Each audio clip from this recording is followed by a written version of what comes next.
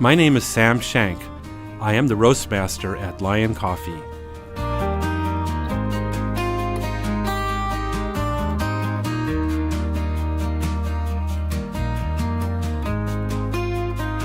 Coffee comes from the fruit of the coffee tree and must be harvested when fully ripe.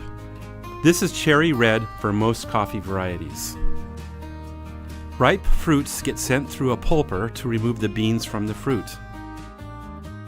Then they are washed with fresh, clean water.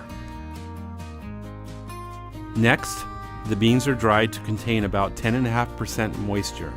Any less moisture, and the beans will absorb flavors from whatever is around them and develop off tastes. Any more moisture, and the beans could rot. Once the beans are dried, they go through a hulling process to remove the outer skin, or parchment. Finally, the beans are packed into burlap sacks to be stored or shipped. Selecting coffee is a complex and fun process. It begins with deciding what type of flavor profile we want to create. We sample coffee from all around the world for our blends, including the exclusive blend we make for Hawaiian Airlines. To do that, we use a process called cupping. For each coffee sample, we weigh out a small amount of beans into a set of 5 cups, and then we grind them.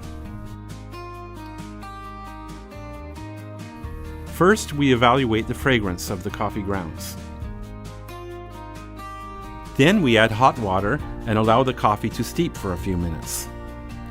A crust forms at the surface of each cup, which we'll break to evaluate the aroma.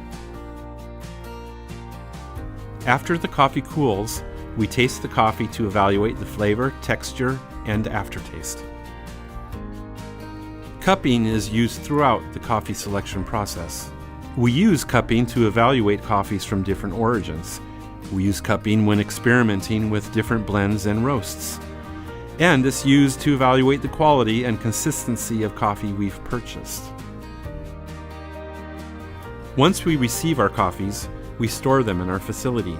We organize them depending on the blends we are making. Batches are weighed and sent through a cleaner that uses screens and air to remove dust and impurities.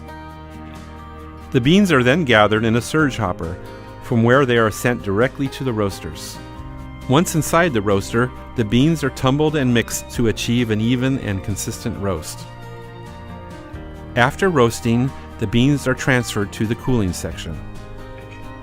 Finally, the beans are ready for grinding and packaging. Each package of coffee is fitted with a one-way valve.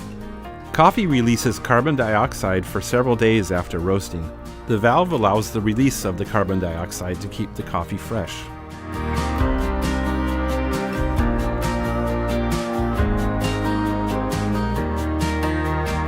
The next time you enjoy a cup of coffee, we hope you'll have a better idea of what went into that perfect cup.